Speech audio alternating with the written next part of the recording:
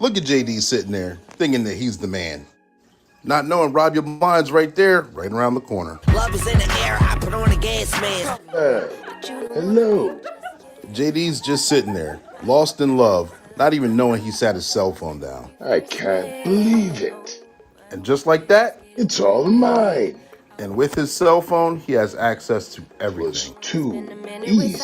It looks like he gave it to Chance Wilder to do some hacking. My plan is complete. I'll have it all. And with your cell phone, he'll have your email, bank account information. If you could just confirm your name and address. Sergeant Be Safe, is that you? Hi, JD. How are you? I really need your help. Okay, what happened? How can I help? I laid my cell phone down and Rob You Blind stole it. Oh, yeah, I heard you were lost in love at that Valentine's Day gala. Chance Wilder used the information to steal my identity. Well, that's unfortunate. Did you put a lock on all your personal information? If not, I suggest you do that now, and I'll do what I can. Can you get it back? I promise you I will do my best. Identity theft is something that is constantly on the rise. Make sure you protect yourself in all ways possible. Hey, get your hands up. You both are coming with me. You're under arrest for identity theft. Ooh. I'm Sergeant Be Safe. That's your tip of the day to get you on your way.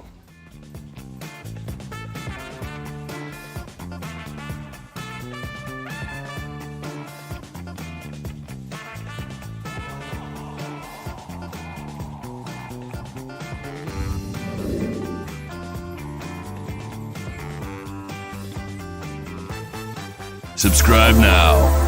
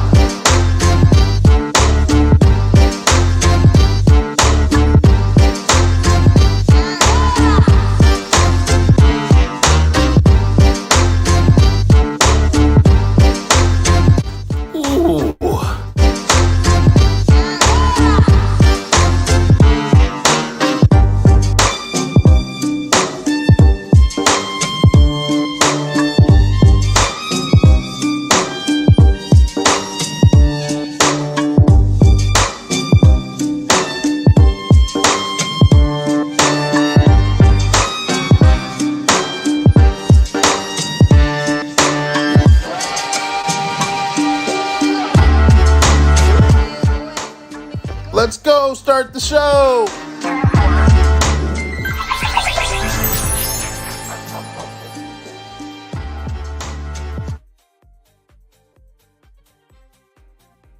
And we are live. Good evening, ladies and gentlemen, boys and girls. Welcome to another episode of Black and Blue. This is the podcast where we interview individuals who are first responders and in the field of law enforcement who are either rookie, seasoned, or retirees, and we discuss their stories, their experiences, their publications, their trainings, anything that what may have you. And we have had an exciting lineup all this year and all the previous year, 2022. And I promise you not to disappoint tonight. We have an exciting and amazing interview backstage, and we're gonna I'll introduce him in a minute. I see a couple people are on here. Greg Foster's on here. Seti P is on here. Thank you guys for tuning in. Please tag, like, and share. I'm your host. I'm Coach Clee. I'm your motivational speaker, your empowerment coach, your author, and your favorite baker's favorite baker. And we're going to have a good time tonight. You guys, thank you guys for tuning in. If this is your first time tuning in, I just want you to be aware we're streaming on 5 different platforms. That's right, 5. We're on 2 on Facebook, 1 on LinkedIn, and 2 on YouTube right now. So make sure if you have a question, this is very interactive. You're going to have to put your question in the name field in order for us to see it. I can't see who's on until you do something. If you want the shout out, you got to put your name and where you're from in the comment section as well, and we'll give you that shout out that you're looking for. So whether that's you're gruntled or disgruntled, we're going to have a good time and throughout this entire podcast. I appreciate you all being here. Got special guests. We got interaction. Most of you already know that. I'm looking at a few comments here. How this show, there we go. I see Justin Doyle's on here throwing a little wave. Absolutely. Yes, thank you for tuning in. This is sponsored by One Way Publishing, who also sponsors Sergeant Be Safe. Okay, you already saw one of the cartoons in the beginning. You'll see a few more cartoons throughout the remainder of this interview here in interjections, commercials or so. But One Way Publishing is actually a publishing company. I wrote 5 books myself through One Way Publishing. They also have other clients that have come through and you had their dreams come true. Their motto is they could turn a mere thought and turn it into a book that's bought. So if you ever thought about writing your own book, this is the platform to do it. You can use the workwithclee.com. It's scrolling below, or it's in the comment section as well. You can reach out to, not right now, but make sure you reach out to that website and see what it's all about. All right. But I'm going to be done talking about that because I'm going to let Sergeant Be Safe and his friends discuss more about One Way Publishing. You guys stay tuned. Have you ever wanted to explain something, tell a story, or leave a piece of you behind? Have you ever wanted to write your own book, but not specifically know how to do it? Well, get ready. One Way Publishing's here. We can turn a mere thought into a book that's bought. People need to learn from you. They need to hear that story. Kids need to read that book. Imagine if you wrote your own children's book and get to read it to your kids. Here at One Way Publishing, we can get your fiction, nonfiction, fantasy, instructional, what have you, done. All at a reasonable price and definitely a reasonable time frame. And if you don't believe me, ask Sergeant Be Safe. He's working on his right now. He's definitely writing the best chapter of his life. Make sure you check out his cartoon skits that air on the podcast Black and Blue. As Sergeant Be Safe said, that's your tip of the day to get you on your way.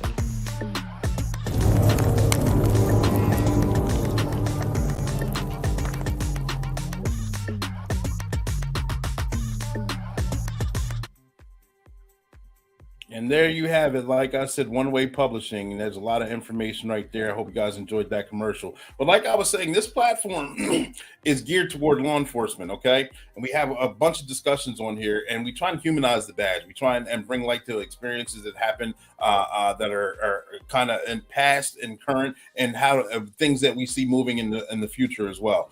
We got a special guest here. Some of you may know him, so others of you may not. I'll introduce him and bring him to the stage here. But get your questions ready. It's going to be interactive. We're going to learn a lot. This story is very amazing and tremendous.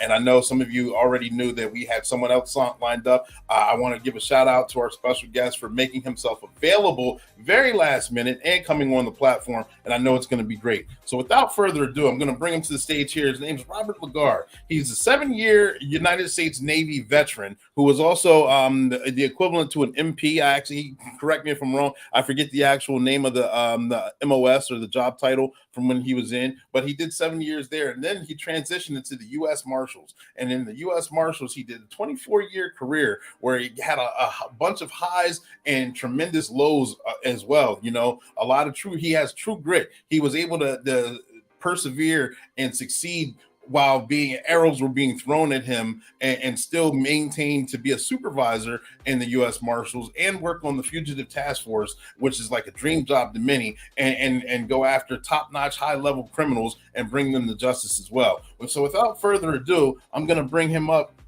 because I'm excited to have him, and we're going to jump right into this interview. Robert, are you here? Yes, sir, I am. Hello. Perfect. How are you doing tonight? Oh, I'm doing good, real good. Perfect. Thank you for making yourself available to come on the platform. Can you tell us a little bit about yourself? Sure. Thank you for getting me on. Yes. I'm happy to be here and to talk about it. So my name's Robert Ledogar. People call me Bobby, or actually Led, which is short for Ledogar.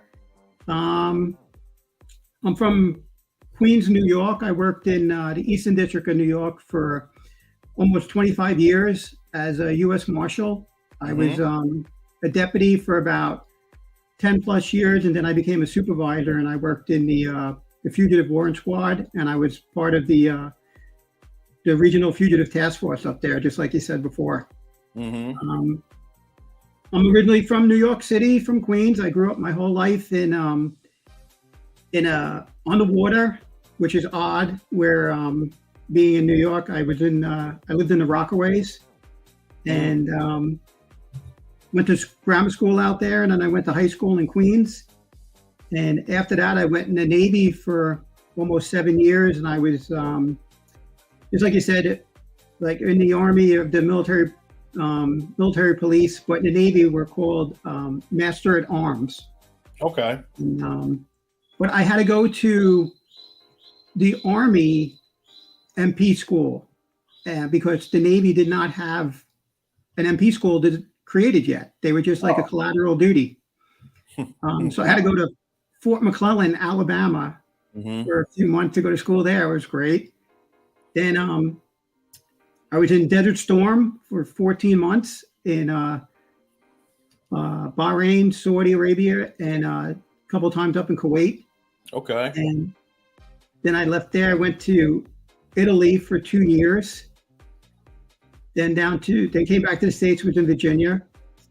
And then I was an instructor in Virginia for special warfare. Then the Marshals put out an announcement and put in for it. And having a good, clean background and resume, you know, I passed the test, I passed the interview, and then a couple of months later, I had to get out of the Navy early and went right into the Marshal Service. Wow. And, did that, and now I'm retired with just over 32 years of military and government service. And I actually work now for a private organization, international organization, as like their security consultant manager. So I do some traveling. Okay. But doing good. Thank you. Yeah, absolutely. Thank you. Yeah, thank you for giving us a little background. I want to kind of go back a little further. When did you, when you enlisted in the Navy, or when the Marshals were actually having the transition and you were able to qualify and got picked up by them? When did you actually know that you had the burning desire that you wanted to be a first responder or law enforcement, or actually go out and catch bad guys and help people? When did was it the burning, like, this is what I have to do? Well, you know what? When I was growing up, like I said, I lived on the water. I was into boats, and in high school, the TV show Miami Vice came out. So, you know, I would watch it with my dad. You know, my mom and my sister. My sister hated it, and you know, from the first show, man, you watch it and you see, like, you know, Crockett and Tubbs partnering up and, you know, cruising around in the Ferrari Daytona, and then a Scarab speedboat. I'm like, I definitely can do that. And it was that was it. That would push me. I wanted to do it so bad. I actually wanted to go into DEA. Gotcha. But, you know, it's a hard process, man. I was in high school. I knew I wasn't going to go to college. It wasn't for me. So I enlisted in the Navy, and then I went to military police program in the Navy. Loved it, and I got as much training at as many schools as I could grab. I mean, I went to MP school. I went to MPI school, Military Police Investigator School with the Army, which is unbelievable. Okay. Then I became an instructor, and I just built my package. And you get all that training, and it's equivalent to college, and I got some good credits and everything, and then I just took a couple of college classes here and there, and I got my degree while I was in the Navy. Nice. And then the marshals, when you're in there, I knew I wasn't going to do a career in the Navy, but I still wanted to be a federal agent. I wanted to go to DEA. My dad was on me to just get a city job, go with the PD or corrections. But I wanted to be an agent, and I started putting in my applications and applying for stuff. And the Marshal Service had this program called Operation Shining Star, and they were going for military people. Gotcha. And it just so happened they were doing a lot of recruiting in Virginia, and I was in Virginia. It was so easy. And that was it. I was like, you know what? Whoever calls me first, I'm going to go with. And they called. And I got in, and I did it. And I went in the academy with some guys I knew that were all military. And I wound up, I think it was like 4 or 5 months at the academy in Glencoe, Georgia. And then I did that. And after that, I went right to Eastern New York, into Brooklyn, and you work Brooklyn, you can do anything, man. It's I've seen it all there. I bet you have. So can you explain to us through going through the military and then going through the academy with the marshals, and then being your first couple years actually being a U.S. Marshal in Brooklyn itself, did you have anyone that you looked up to, that took you under their wing, that was a mentor, helped influence you into the person that you are today? At home, before I went into the Navy, there was a couple of people I looked up to. Of course, my dad. My dad worked his ass off. He had 2 or 3 jobs when I was growing up. Oh, wow. And he didn't stop to make sure me and my sister and my mom had everything we could ask for. I have great friends that I went to kindergarten with, and I'm still friends with today. Okay. And a bunch of my friends' parents, their dads, some were cops, and then some were other city workers. But there was one guy from my hometown who was with the NYPD his whole, when I was growing up, and he went on to become like a first grade detective, homicide detective, and I'm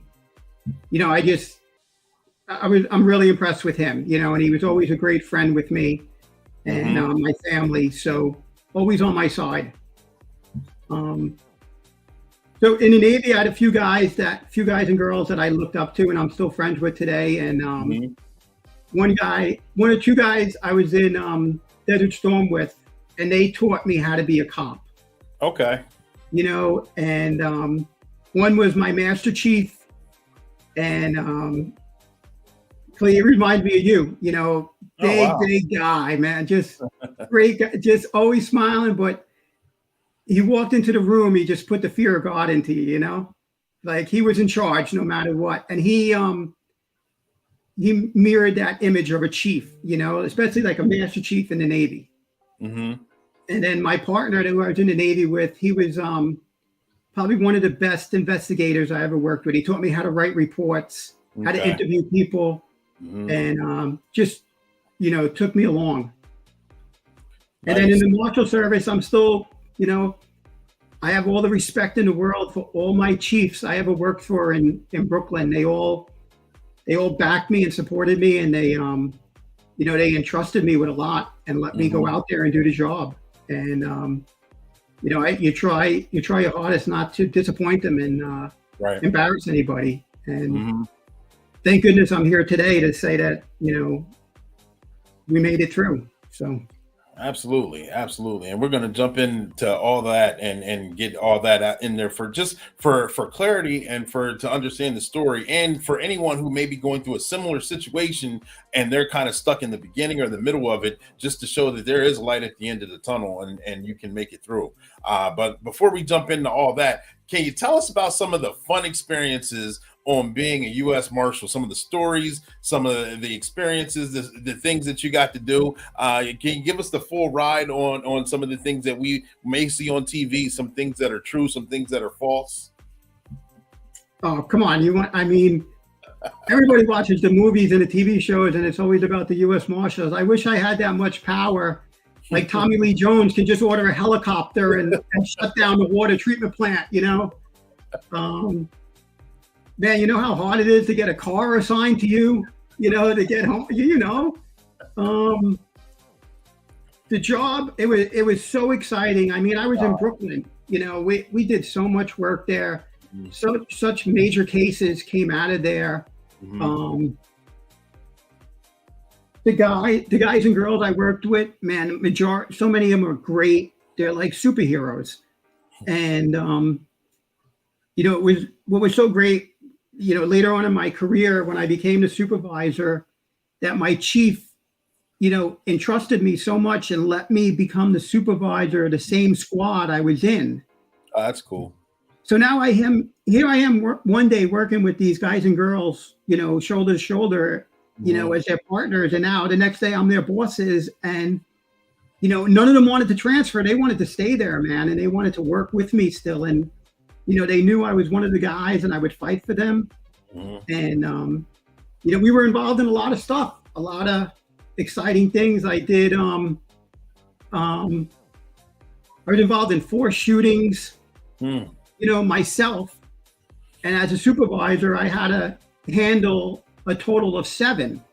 Okay, wow. That my guys were involved in. And it's a scary feeling, man. It's it's not like the TV. It's not like Law and Order on TV or Blue Bloods. You're going up against it, man. And as for the marshals, it's a tough job, man. To go after fugitives, you're going to knock on somebody's door and then walking into somebody's house or apartment. And these people are hiding from you. They don't want to go to jail. That's why they're on the run. Yeah.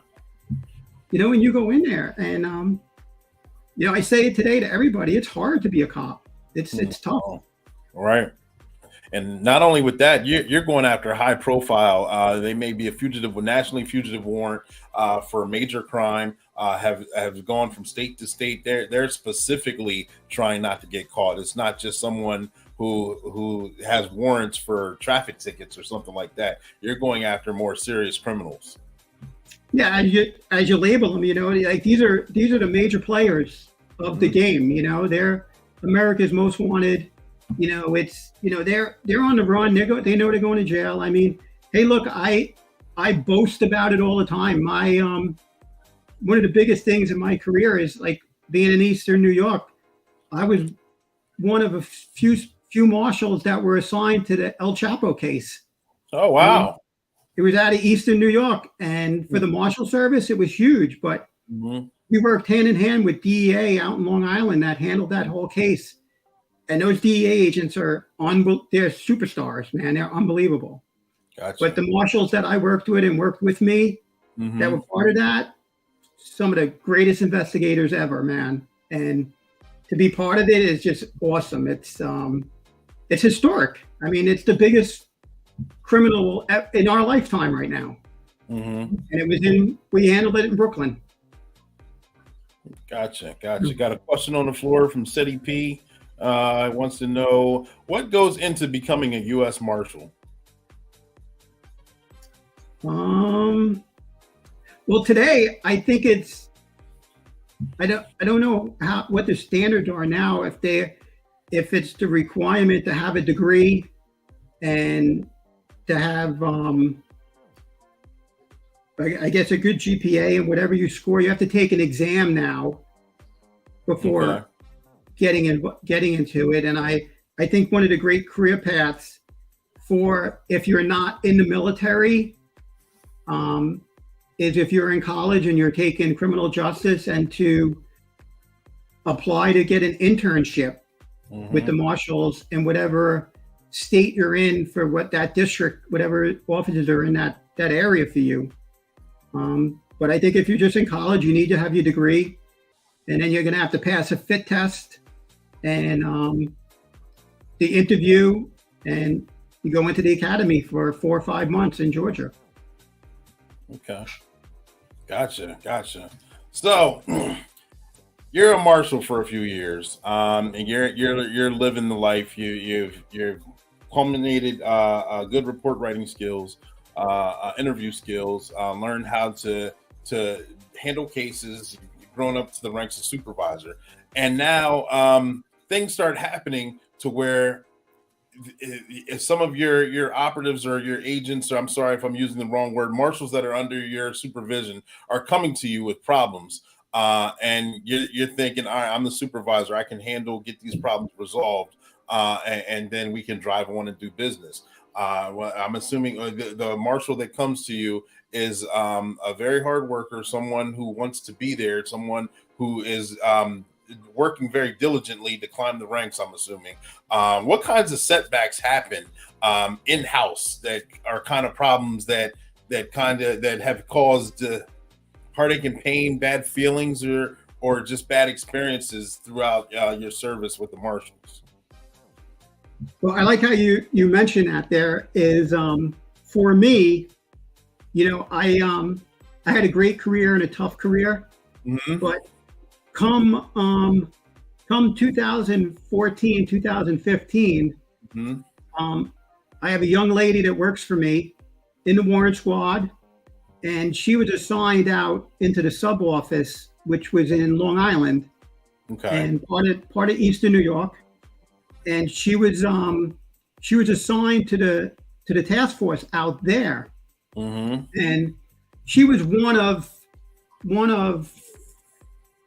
2 marshals, 3 marshals out there, and the rest were all local officers from Long Island, Nassau, and Suffolk County. Okay. And for a little bit of a while, she was being I guess start out with being teased and picked on and joking around, and then it just started to escalate day after day after. And it got to real bad where some of the guys, she was a marshal and she was a team leader. She was a boss out there, right, for that team. So they have to respond to her. They have to talk to her. They have to acknowledge her and let her know what's going on. And they started ignoring her and disrespecting her and, blackballing her and not letting her know what's going on. And then lying about it to the other guys. So she was trying to push through it and, overcome. And then it started getting more where they would mess with her at work and mess with her desk and her property. They would, then it just started going up higher to where it was sexual harassment, assault, bullying, degrading. And it goes like that, man. And then she brought it to my attention, and I went to the supervisor out there, and he and I had some words, and he chose the side of the guys out there over her, over one of his own. Right, yeah. And then it just went more, and I confronted a bunch of those guys. One of those guys actually wanted to fist fight me at a baseball game. Wow. And it was witnessed by a bunch of other people. So I did the right thing and left, and then have to report all this to my chief when you're trying to keep it at our own level, but it just, it explodes. And that a couple of people were moved to the task force. I had to protect her and take her off the task force. And then next thing you know, they're trying to do it. Internal affairs is involved. Then they're trying to squash some of the investigation to protect some people. They're investigating themselves. And then while they investigate themselves, it comes out, they say, I'm the problem. Oh, wow. So like I was a bad supervisor, and she, being there was creating a hostility amongst these guys. But she's this, smaller woman, like 5'2", and they didn't want to take orders from her. Her and I were the only veterans assigned out there, Mhm. and which it should not matter at all, but she was she's a lesbian, and she was very open about it. Mhm. And some of these guys were actually making remarks to her girlfriend. Oh wow, took it that. Oh, Sexual improprieties, you just can't make it up. I mean, the things that were happening. So the one officer who tried to fight me, he waits till like a year after they do their little investigations and comes out and turns around and says that for years, and he was afraid to come out and say anything because I was a supervisor, but that I was a racist. I was in business with a felon. That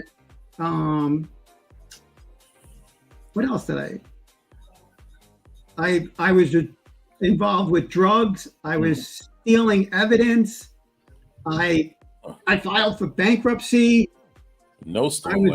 Well, you can't make it up, man. And it just went on and on. But these people were protected by my own agency's headquarters because they were a special unit. And the unit they were part of is funded by Congress. So the leadership at headquarters, which is in Arlington, Virginia, this would look bad on them. That a female deputy marshal who's a lesbian and a veteran is being sexually harassed and assaulted and bullied by these special police officers. So it was easier to come after your own and try to shut it down, but I wasn't going to let that happen. And I went right to my chief. I told him what was going on. I was interviewed. I was followed, investigated for years, and investigated as if I was a criminal. And I was still working while this was going on, and then they came after me with some agency administrative violations, that I violated the code of professional responsibility because, in the opinion of a chief from headquarters, that she felt I lied to internal affairs during my interview, that it was lack of candor. And since I lack candor, I can't be credible. And that was their easy way out. That was the catch-all, huh? The catch-all. So 2 months before I could retire, during the pandemic, everything shut down. They saw fit that I should be fired and terminated, and lose my pension and my retirement, my medical benefits, everything. Wow. Because I was this bad person. But while that was happening, they failed to realize that I was getting awards and accolades from all over the place. My evaluations were outstanding. I have more help and support than, unfortunately, my agency has employees.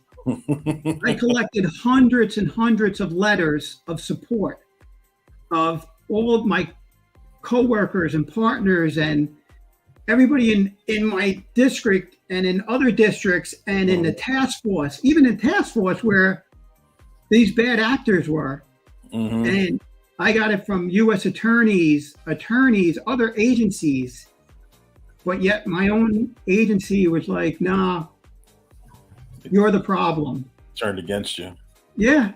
And it crushes your clear. I mean, it destroys you when you read about what they write about you, these negative things. And they're doing all this, like I said, and I'm still performing my job while they're coming after me. And, you gotta fight through that and stay with it, man. And it's hard, but thank goodness for my wife, my family, my friends.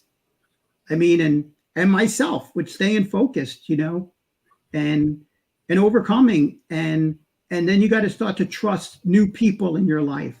Yeah, right. And you find some people out there and they listen to you and they hear about what happened to you and they want to know more, and you talk to them and you hope they can help you. And they do. There's some great people out there that come by, and they're all different types of cops, that that've been involved in something, and they heard of you and they know you have a good reputation, and they help you. And it's odd for me to say this now for having a career of 25 years with the Marshal Service, but I have to give thanks to two guys who were in the FBI that helped me. And they were on my side, and they showed me the way on how to get ahead. And because of them educating me, I was able to use the government against the government. And I successfully retired. But I have an appeal for being terminated by the marshals to get my marshal's retirement, to get my back pay, and to get my attorney fees. And that's before a thing called the Merit System Protection Board, which is a government functioned program. And it's been sitting in there for a couple of years now, which it'll take some time. And, my case is very big. It's very complex and confusing. And a lot to it. So I have great hope that, we'll prevail and we'll win, because, thank goodness I'm winning already. I got my retirement. So that was the big thing. And I'm here today talking to you, and I made it through.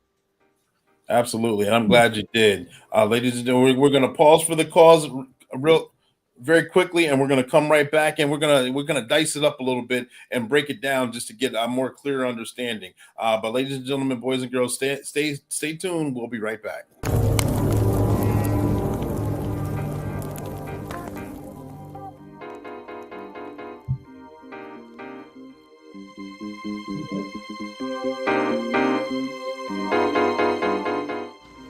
Hey, how you guys doing? This is Sergeant Be Safe, and I'm back in the office again.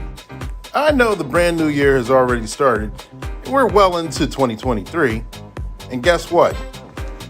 It will soon be getting warm outside, and you'll be wanting to do outdoor activities.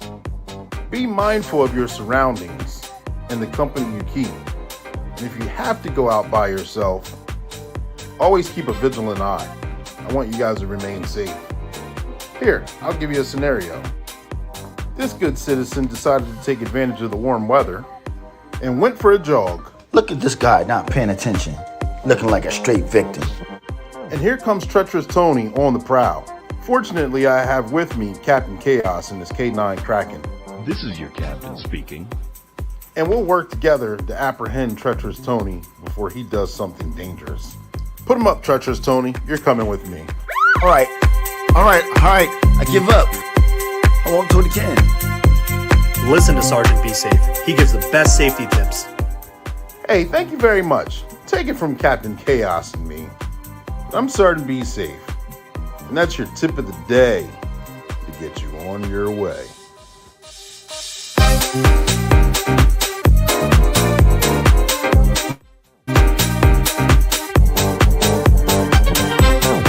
Subscribe now.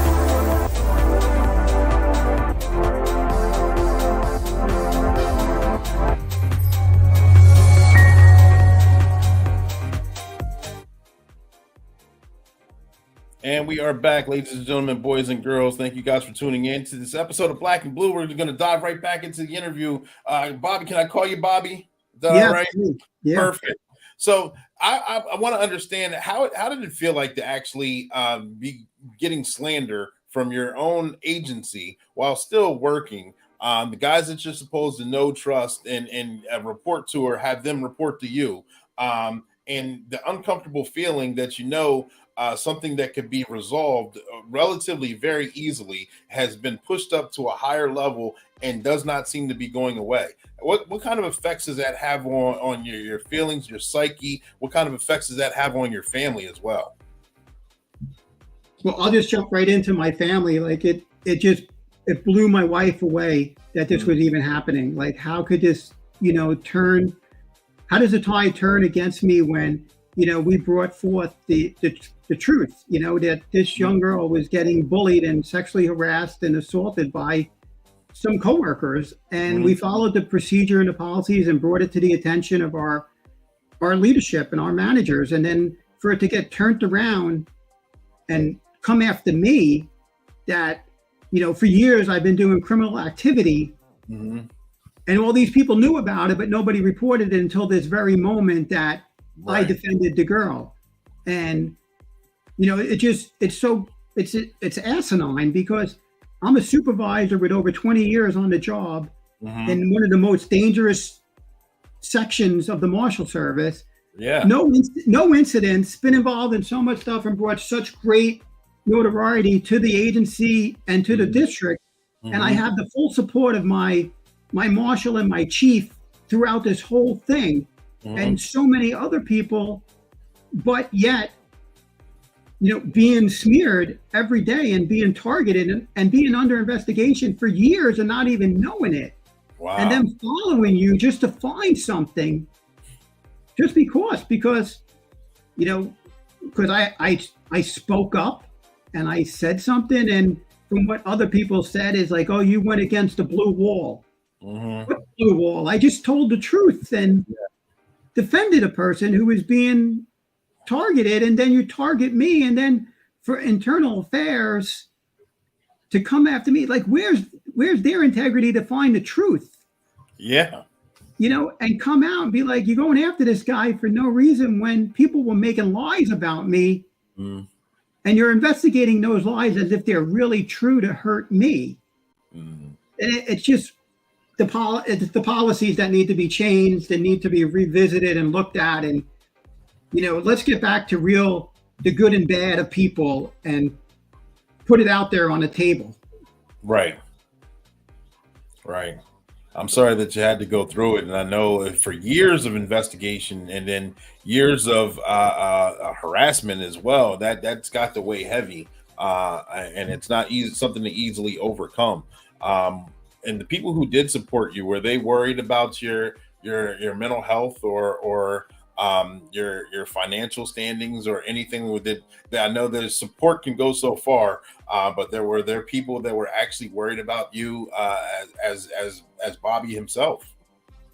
I say yes. There were a lot of people that were looking at me and watching me, and then making sure I was okay and calling me and talking to me, and one of them again is like my old chief, man. And he's as big as you. He's a big guy. He's a tough guy. But he didn't do the job I did. He was he's a lawyer, and he's the chief of the district. He worked in the office. He wore a suit and tie.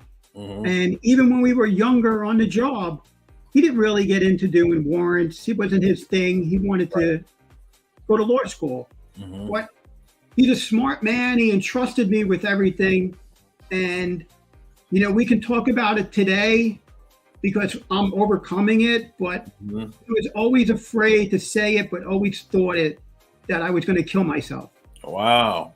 Because I was going through all this and all this pressure on you. I can only imagine. And here I am, and my agency's coming after me, and I'm still walking around with my gun, and this is what they think of your employees. You're just going to you're accusing me of all these things, and you're going to let me run around and still be the boss, carry a gun. If I'm committing crimes, why didn't you sit me down? Yeah. So, but, you got to fight through it, on your own. Like I kept myself busy and I was doing things, and this is while I'm working, but the worst feeling had to be is when I did get fired, and I was, with my wife. Nobody's working. They're all teleworking for the pandemic. Right. And you feel bad for, like my wife let me feel bad for a couple of days, and that was it. And then it's like, listen, you got to get going, man, and do it. And right on that horse, huh? That's it. I mean, you can't sit there and soak about it. You gotta survive, and you gotta protect your family and provide for your family and help yourself. I mean, I went out and I got another job here and another job there. for income to come in. I had no money.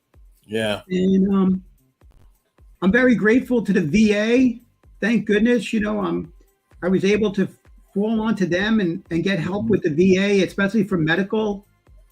And then for my own self-being, man, me and my wife would get up and go for walks. We'd walk like 5-7 miles, man. Wow.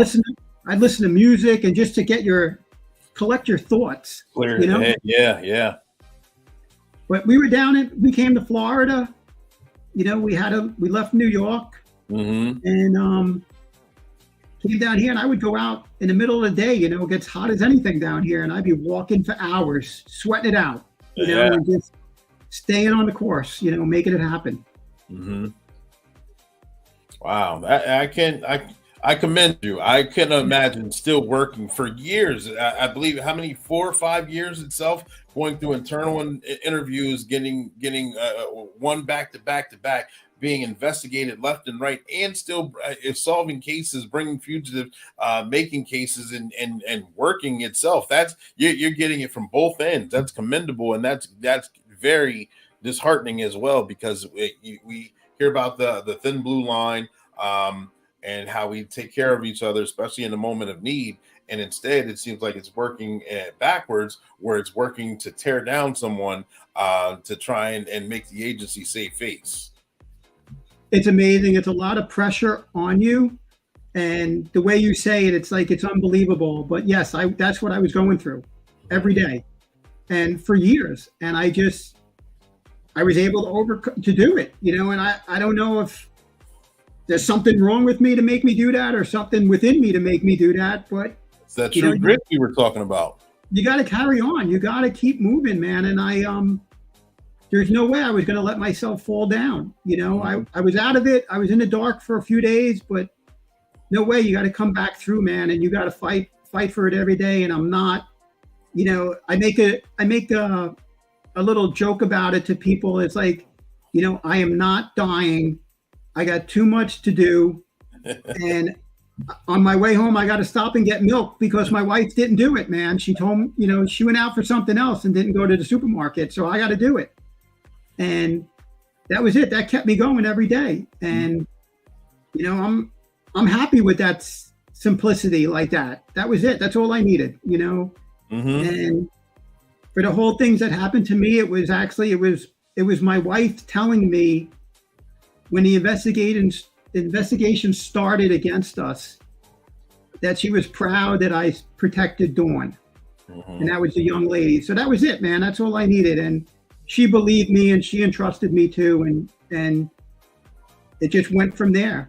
But to think that the leadership that I had in my agency could do this to you when they knew I was being a target and attacked, and my life was in harm's way by these people. They knew it. Yeah. And they didn't protect me, and they didn't protect my wife. And they talk about this family. My family were the guys and girls I worked with in Brooklyn, and even some in Long Island. They were there for me, and so many others, and I'm so thankful for them. I'm extremely thankful for the National Police Defense Foundation. Okay. I got in touch with them. They heard my story and my case. Those guys, they created a legal defense fund for me. Okay. They believe me over the government. That's got to be a good feeling. It's amazing. And because as federal agents, we don't have a union. Right. Yeah. NYPD has one of the biggest police unions in the world, and they're amazing. And I know a lot of NYPD guys. I worked with them in the task force, and they were there for me and helping me and anything they could do. And, I'm so disappointed in my own association. Like, as federal agents, we have this thing called FLEOA. Okay. The Federal Law Enforcement Officers Association. Okay. And they have legal services, but they actually were helping the bad actors in my case. Wow. So it's horrible. Yeah. But the police foundation that helped me it's amazing, and I can't thank them enough. And my lawyers, I got 3 lawyers that every day I was afraid they would call me and tell me to give up, that we're not going to win. Right. Mm-hmm. And even though we lost, at the little hearing, we went to the next step, and we're in the game now. We're before the appeal board to do something, and we feel real good about it. And I got case law on my side. I got the truth, and I got facts, and that's more than the government has. Good. Hey, I appreciate you sharing that. I appreciate you. I know it's not easy to go through that and to still be here, like I said, sharing it. What advice would you give to someone with any agency, whether it's a smaller department, larger federal agency, municipal, state, local, whatever it may be, that may be going through a similar situation? I know backstage you kind of gave the analogy of Copland, for those of you that are aware of cop movies from back in the day or so. But what advice would you give someone who's actually in the beginning stages or the middle stages of going through something similar? Man, it's a hard thing, and I would hope that they have a great, supervisor, a great chief, that can help them and guide them through the system, man. And, listen to them. And, at times I might have said a little bit more than I should have said. And I would tell them to think before you speak, and definitely, consult with a lawyer, before doing anything so deep. But you gotta report things. You gotta, and you gotta hope that the policies and procedures play out the way they're supposed to, and they don't get manipulated and abused against you. And if they do, you can't give up. You got to keep fighting it, because if it's in your heart that you're telling the truth and you're honest, you can't stop fighting it. You got to keep going. So just keep moving forward. Just keep persevering. Absolutely. Thank you. Hey, ladies and gentlemen, boys and girls, we'll be right back, and we're going to continue on with more of this interview. So get your questions ready. Stand by.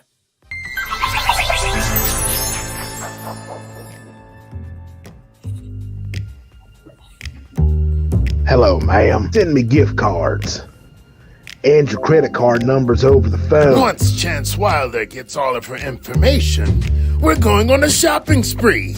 I'm talking Gucci, Fendi, and Prada. I'll send the police to your house. You mean to tell me that if I don't send you my credit card numbers over the phone, you're gonna come to my house and arrest me? Absolutely. I love shopping on Amazon Prime, especially when everything is free 99. I can't believe people are so gullible. Sergeant, be safe. You're right on time. Can you help me? I sure can. Hello, Wild Chance. Oh no, Sergeant, right. Be safe. Never give out any credit card information over the phone. I can't believe you led Be Safe right to us. Run, you fool. Me? It isn't my fault. It was your idea. You're caught and going back to jail. Remember, folks, don't buy gift cards and give that or credit card information over the phone, especially to a stranger. It could be Chance Wilder and his partner getting ready to rob you blind.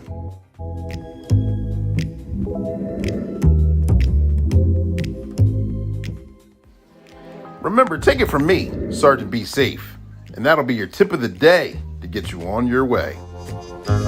Subscribe now.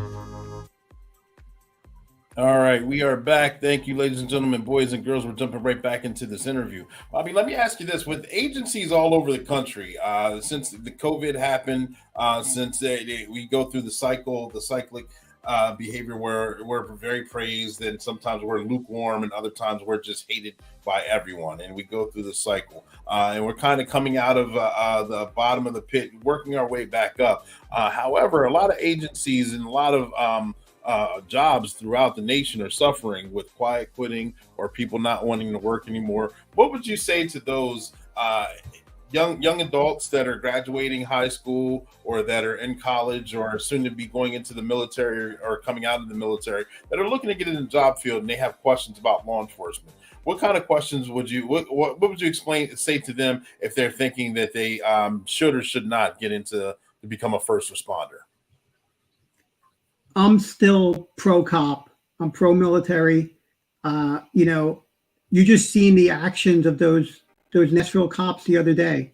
Mm-hmm. I mean, and they're young guys. You see how young they look? I mean, those guys are superheroes, man. And they stayed on it. You know, they kept move, go. And it gave you a proud feeling to know that there's still guys and girls out there that are willing to do it all to help somebody. Yep. And you know, I applaud those guys. They're unbelievable. And likewise, shout out to those guys for a job well done. Absolutely. Yeah.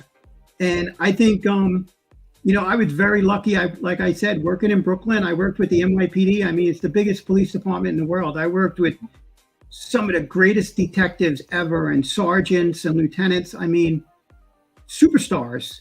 Mm-hmm. And, you know, I think, you know, cop work is great, man. And I was lucky enough. I supervised the internship program. So I had college students in my office and pushing them forward. And they put me down as their recommendations when they went on to police departments or in agencies. And they became great officers today. And it's a great job.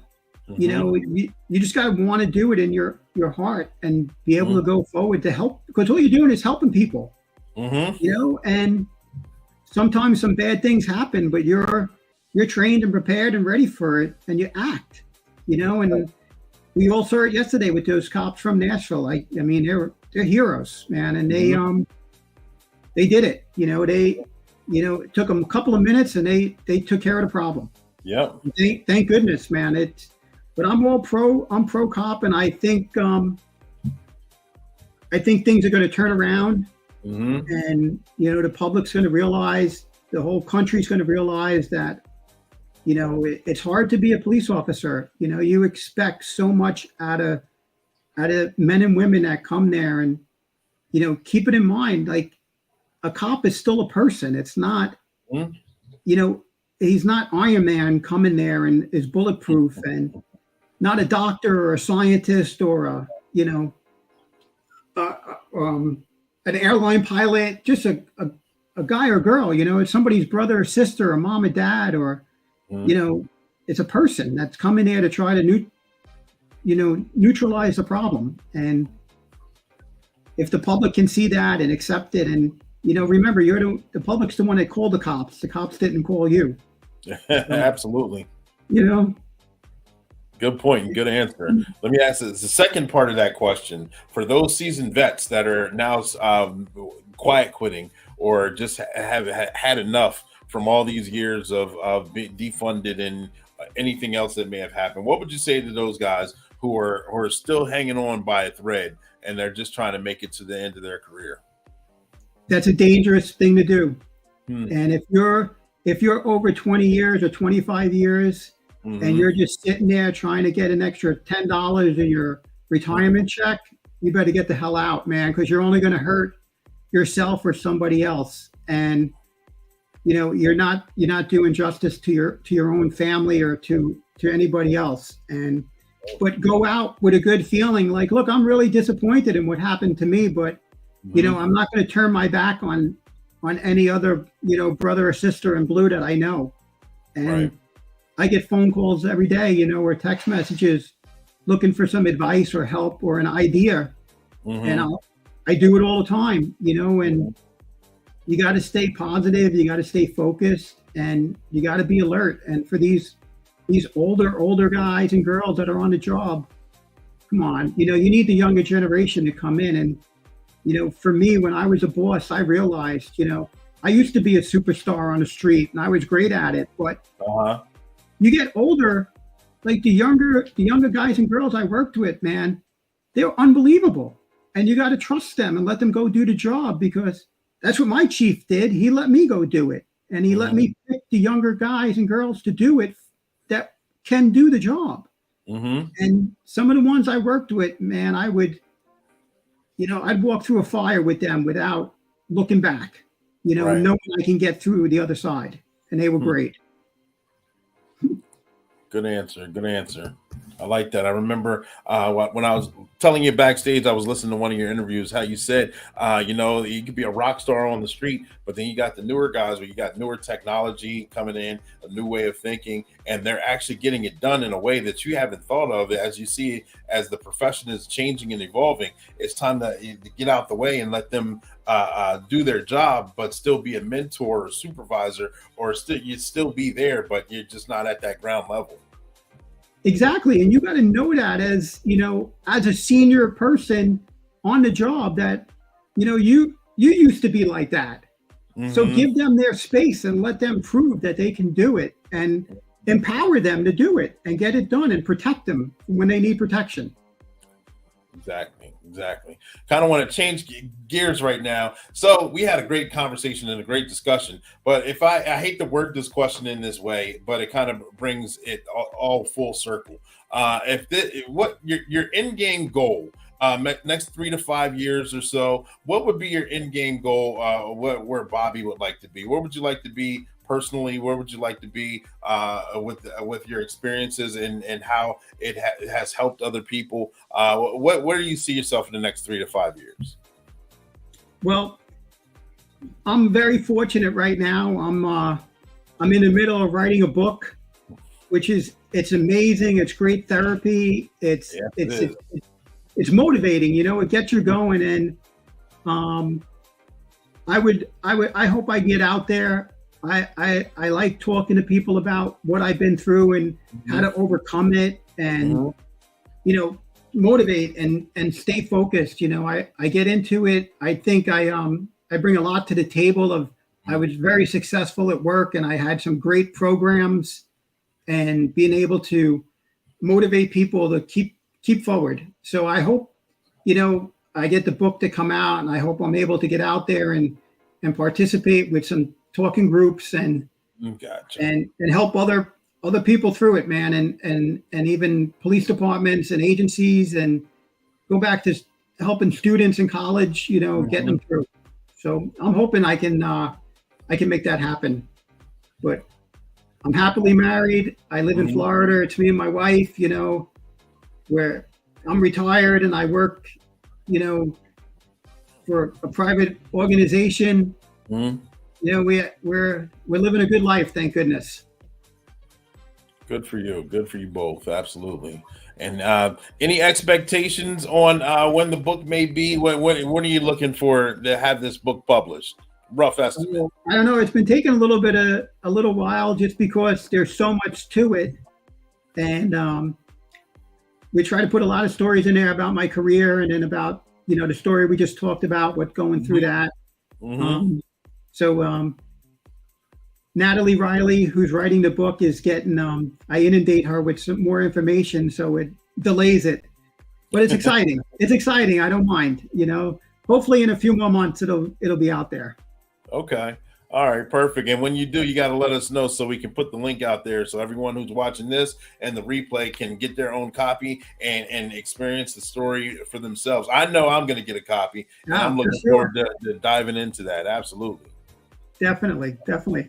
Yeah. Thank you for sharing. I appreciate it. So with the course of conversation, there may have been something that I may have forgotten to ask, or we may have been talking and it jogged your memory, and it might have touched on something.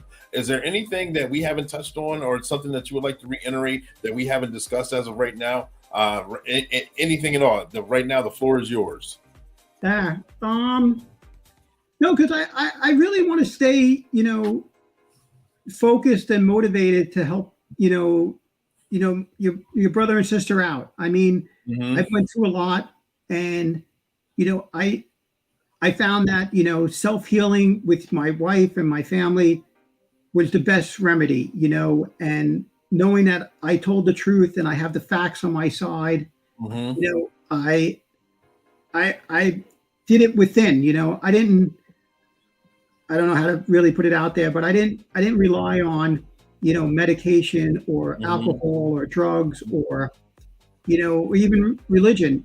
I was kind of hard-headed and stubborn, and beat myself up, with my thoughts. The demons can get to you, but you got to fight through it. And I would do that by, like I said, walking or jogging for miles and sometimes hours outside, listen to music. And then, you got to get a job. You got to go to work. You got to, prevail. You got to overcome.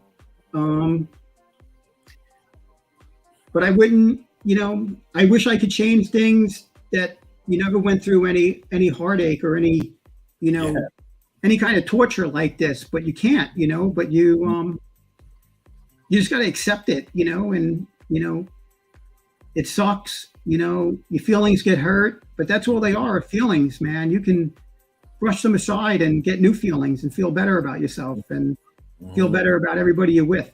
And I hope that's what I can put out there to everybody else that's going through some tough times, because it just breaks your heart when you hear people who've been through less than what I'm going through, and then those who've been through worse than what I'm going through, and they take their life, and it crushes you, and you find out that they're a veteran and they were a great guy or girl at work on the departments or a first responder in any way, and they were getting, the demons got to them, and it sucks. And my heart goes out to them and their families, and hope that they can get through each day better and better, man.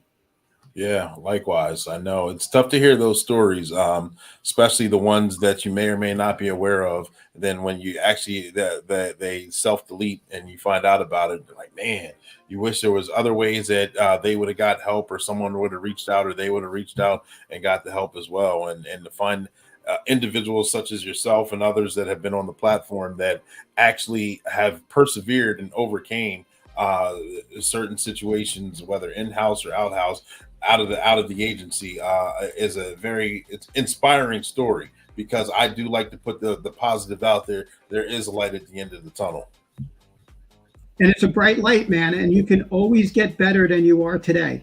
It's only you holding you down to do something. I mean, simplest things. I mean, I go out there sometimes and I'm picking the weeds out of the flower bed, and, just to do something. Yeah. You got to get things going, and otherwise you'll sit there and you let it build up in your head, and you forget, and you can't let that happen. Yeah. Yes. Hey, thank you for coming on here and sharing your story and showing the positive outcomes and I know you're still going through some things, but you're here, you're upright, you're very, you're open book, literally, since you're writing your own.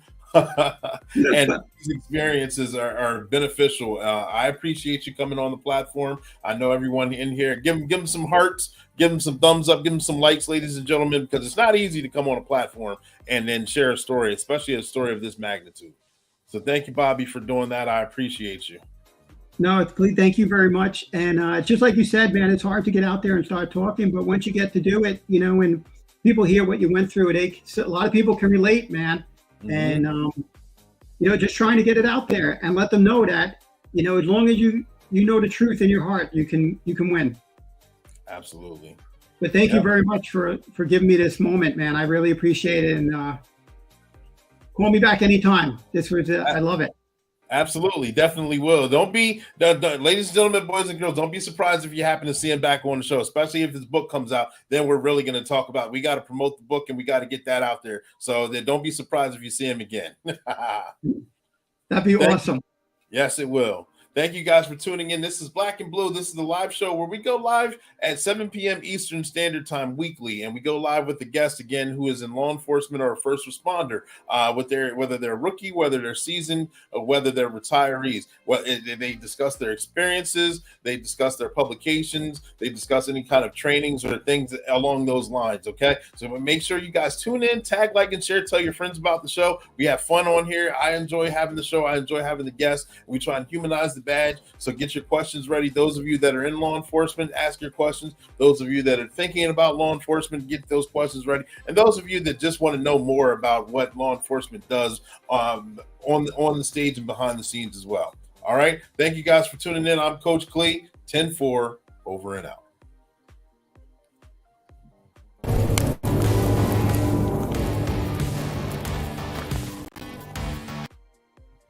Oh, stand by. Insanity. Doing the same thing over and over and expecting different results. Sergeant Be Safe here, and I'm stuck in the office. I'm stuck. You want to know why? I'll be completing reports for stolen vehicles. Yeah, that's right, stolen vehicles. I tell people all the time to lock their doors and put away their valuables. However, this continues to happen. Do you know that about approximately 95% of all auto thefts can be prevented? Here, let's go for a walk, and I'll show you a few examples. Example number 1. You go to the store and you leave your car running. Little do you know that Chance Wilder is on the road. He sees your car running with the door unlocked, gets in it, And they're off. At the start. Oh no! frustrating. Let's move on to example number 2. You're at home and the car's parked for the day, but you feel safe and secure and believe this could never happen to me. And there's Rob You Blind going from car to car. Just got caught though. Poopa, be safe. Hands up. You're coming with me. People leave their car doors unlocked, and believe it or not, their keys in them. Here's video footage of someone going onto someone's driveway and entering their car, and guess what? Stealing that too. Even if you don't keep your car key, don't keep your spouse's key in the vehicle either. Believe it or not, they park right beside you. So therefore, take the extra step, lock your vehicle, and take your keys inside. So here's a little bit of information for you. If your car is ever stolen, and then I find it and recover it, it's usually not in the same condition that it once was. It could have been involved in a motor vehicle accident because of joyriding, or just have more dents, scratches, and damage on it. You'll get an incident report and a tow bill. Your insurance company may cover the towing and recovering fee, but you could also have to come out of pocket with some extra expenses. So now let's move on to example number 3. Parking lots at major businesses are prime targets. Lock your doors, put valuables away, park in well-lit areas, and definitely do not, I cannot stress it any harder, leave your vehicle running in the parking lot. Because no matter how many times Rob You Blind and Wild Chance go to jail, they will always take advantage of a prime opportunity to take your valuables or steal your vehicle. Don't be an easy target. Hands up, you both are coming with me. These are just a few examples of how you can protect yourself and be vigilant with your property. And that's your tip of the day to get you on your way.